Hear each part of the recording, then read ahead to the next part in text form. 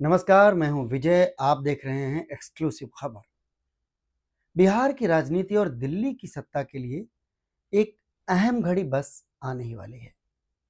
कुछ ही घंटों में प्रधानमंत्री नरेंद्र मोदी बिहार के मधुबनी में बड़ी सभा करने जा रहे हैं।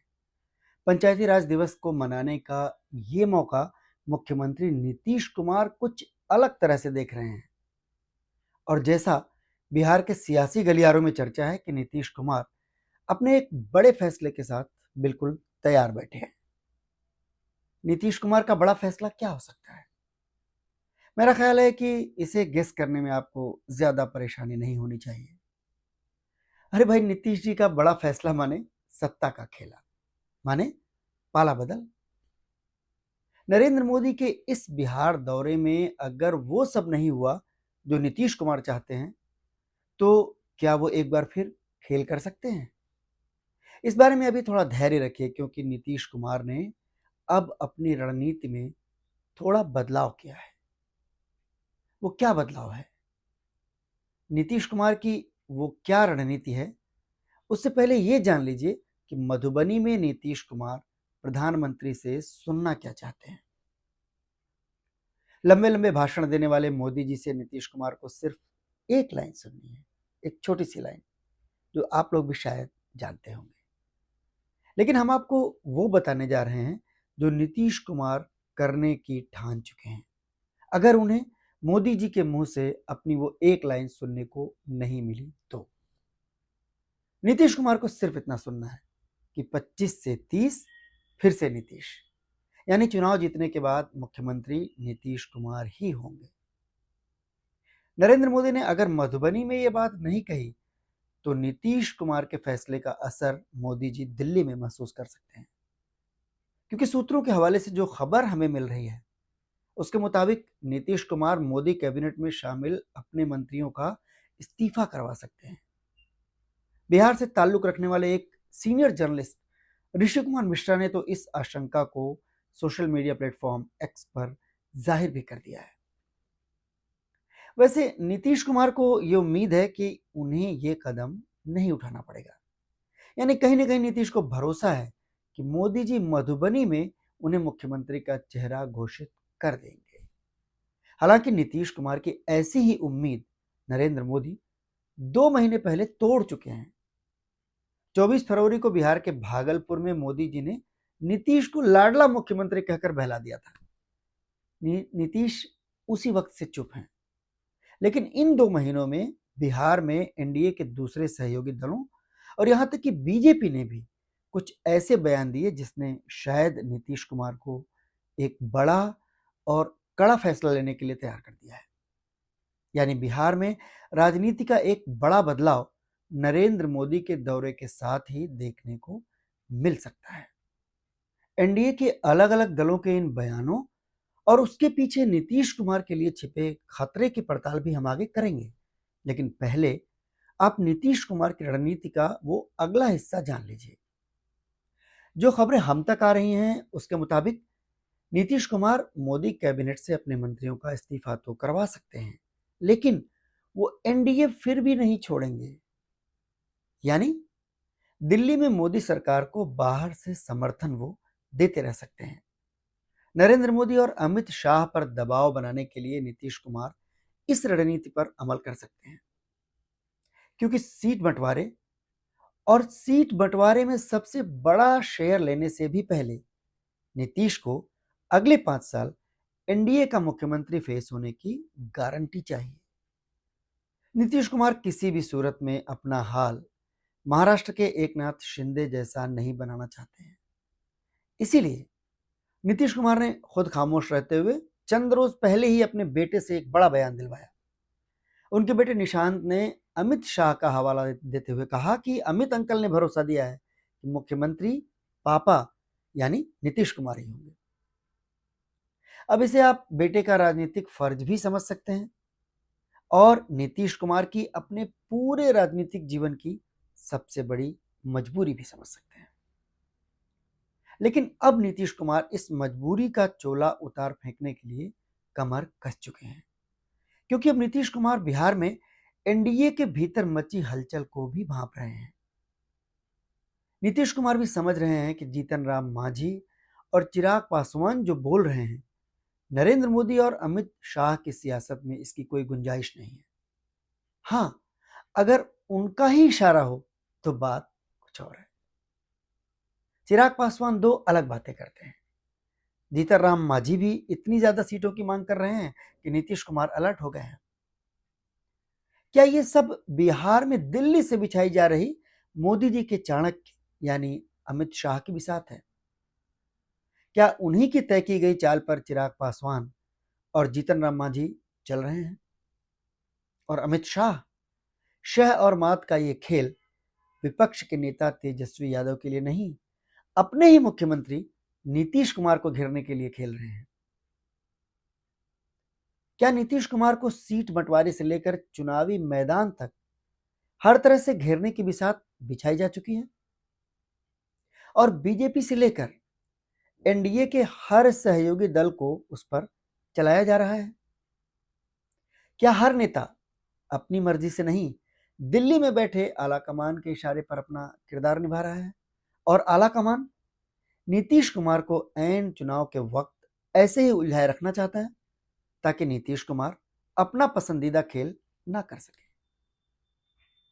नीतीश कुमार भी राजनीति में कोई कल के आए खिलाड़ी तो है नहीं।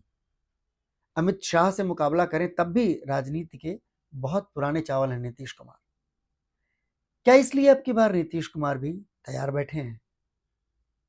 नरेंद्र मोदी के बगैर उनके नाम का ऐलान किए चले जाने की स्थिति में भी नीतीश ने तैयारी कर ली है और मोदी जी पर अपने नाम के ऐलान का दबाव बनाने की मुहिम भी नीतीश कुमार ने छेड़ रखी है। अमित शाह का हवाला देते हुए बेटे से बयान वो दिलवा चुके हैं। बिहार में जेडीयू ने इसके लिए पोस्टर लगवा दिए हैं जिस पर लिखा है 25 से 30 फिर से नीतीश, यानी 2025 से 2030 तक फिर से नीतीश। इसके साथ ही नरेंद्र मोदी की सभा में जेडीयू अपना शक्ति प्रदर्शन भी करेगा जिसके तहत बीजेपी से ज्यादा जेडीयू कार्यकर्ताओं और समर्थकों की भीड़ वहां ले जाने की तैयारी है। एक और बड़ा काम भी नीतीश कुमार ने कर लिया है। बताया जाता है कि ललन सिंह को भी नीतीश वापस अपने रास्ते पर ले आए हैं। 2-3 दिन पहले नीतीश कुमार ललन सिंह के घर भी गए थे। राजीव रंजन उर्फ ललन सिंह नीतीश कुमार के बेहद करीबी नेताओं में से हैं, लेकिन मोदी कैबिनेट में मंत्री बनने के बाद ललन सिंह मोदी और शाह की ओर कहीं ज्यादा झुके हुए नजर आ रहे थे। बिहार में बीजेपी के पैतरों को देखकर शायद ललन सिंह भी अलर्ट हो गए हैं। अभी कुछ समय पहले ही हरियाणा के भाजपाई मुख्यमंत्री नायब सिंह सैनी ने सम्राट चौधरी को भावी मुख्यमंत्री बता दिया था। बीजेपी के तर्कश में एनडीए के सहयोगी दलों के और भी कई तीर हैं। सीटों को लेकर जीतन राम मांझी की नाराजगी और बिहार की राजनीति को लेकर चिराग पासवान का बयान इसी कड़ी का हिस्सा हो सकता है। चिराग पासवान पिछले विधानसभा चुनाव में भी नीतीश कुमार को झटका दे चुके हैं। इस बार उनका कहना है कि बिहार उन्हें बुला रहा है। उनकी ज्यादा दिलचस्पी दिल्ली की राजनीति में नहीं है जैसा उनके पिता रामविलास पासवान को थी। चिराग का मन तो पटना जाने को मचल रहा है।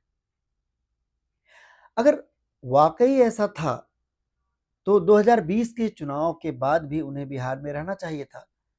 जो 5 से 6% वोट उन्हें मिले थे उसे आगे बढ़ाने का काम करना चाहिए था। उनका एक अकेला विधायक भी खुद को लावारिस समझ नीतीश कुमार के साथ हो लिया। बेगूसराय जिले के मटिहानी से एलजेपी विधायक राजकुमार सिंह 2021 में ही जेडीयू में शामिल हो गए थे और विधान परिषद की इकलौती एलजेपी विधायक नूतन सिंह भी बीजेपी में चली गई थी। ऐसे में ऐन चुनाव के वक्त चिराग को फिर से बिहार की याद सता रही है। तो क्या ये सिर्फ अपनी जड़ों से उनका प्यार है या फिर ये 2025 के चिराग मॉडल का नया अवतार है? खुद को नरेंद्र मोदी का हनुमान बताने वाले चिराग, जिन्हें मोदी जी ने अपनी कैबिनेट में मंत्री भी बनाया है, क्या वो हनुमान यानी चिराग पासवान अपनी इष्ट देवता की मर्जी के खिलाफ कुछ बोलेंगे भला? पिछली बार तो चिराग एनडीए में नहीं थे, लेकिन इस बार तो हैं। मौजूदा वक्त में बिहार एनडीए के नेता नीतीश कुमार ही हैं यानी चिराग की पार्टी के नेता भी नीतीश ही हैं। चिराग उन्हें भावी मुख्यमंत्री मानते भी हैं। फिर दो अलग अलग बयान के मतलब क्या है? चिराग की राजनीतिक चाल पर चुनावी एक्सपर्ट से ज्यादा नीतीश कुमार ही नजर रखे हुए हैं, क्योंकि वो तो पहले ही चिराग के जले हुए हैं। चिराग की ही तरह एनडीए के एक और साथी जीतनराम मांझी नरेंद्र मोदी और अमित शाह को सीधे सीधे आंख दिखा रहे हैं। मांझी अपनी पार्टी हिंदुस्तानी अवाम मोर्चा यानी हम के लिए 30 से 40 सीट चाहते हैं। वैसे 20 सीट तक वो मान जाएंगे, ये इशारा भी उन्होंने दे दिया है। पिछली बार मांझी की पार्टी को 7 सीट मिली थी, जिनमें से 4 सीटों पर पार्टी ने जीत दर्ज की थी। मांझी भी मोदी कैबिनेट में शामिल हैं। पिछली बार विधानसभा चुनाव में उन्हें नीतीश ने अपने कोटे से 7 सीट दी थी, लेकिन जब नीतीश बीजेपी छोड़ आरजेडी के साथ चले गए थे तो जीतनराम मांझी बीजेपी के साथ हो लिए थे। इसलिए अब की बार उनका दावा नरेंद्र मोदी और अमित शाह से है। मांझी ने कुछ समय पहले बयान दिया था कि भूख लगेगी तो खाना मांगेंगे ही, लेकिन घर तो नहीं छोड़ देंगे ना।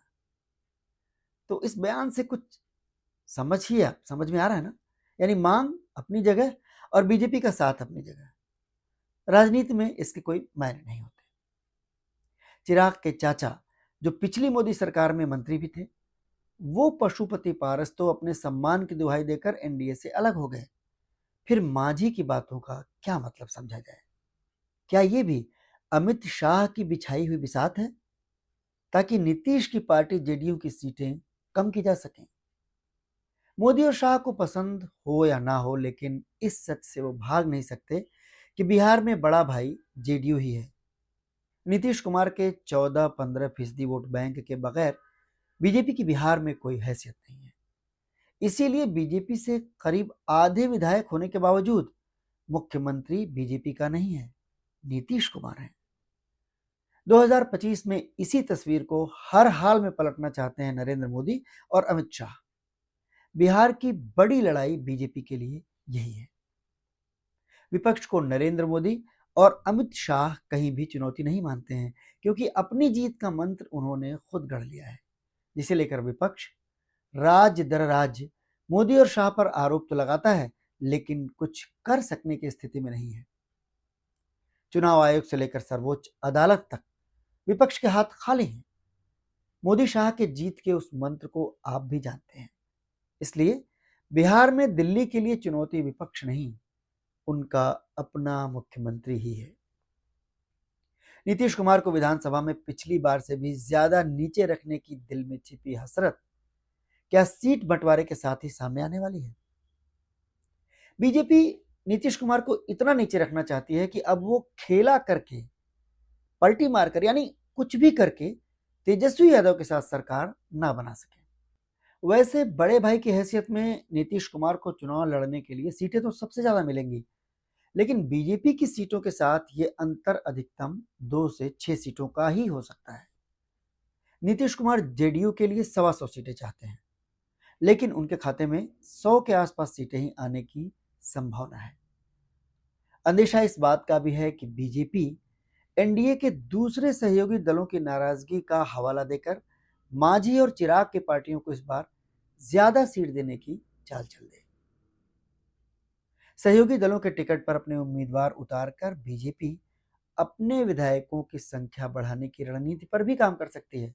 यानी नीतीश को पहले सीट बंटवारे में ही कट टू साइज रखना और फिर चिराग मॉडल के नए अवतार के जरिए उनकी जीत को कम करना। ये दोनों दांव नीतीश कुमार के खिलाफ इस बार चले जा सकते हैं। इस खतरे को भी नीतीश कुमार महसूस कर रहे हैं। इसीलिए नरेंद्र मोदी से अपने नाम का ऐलान सुनने की मंशा और साथ ही साथ इसे आगे की पूरी रणनीति भी नीतीश कुमार ने बना ली है।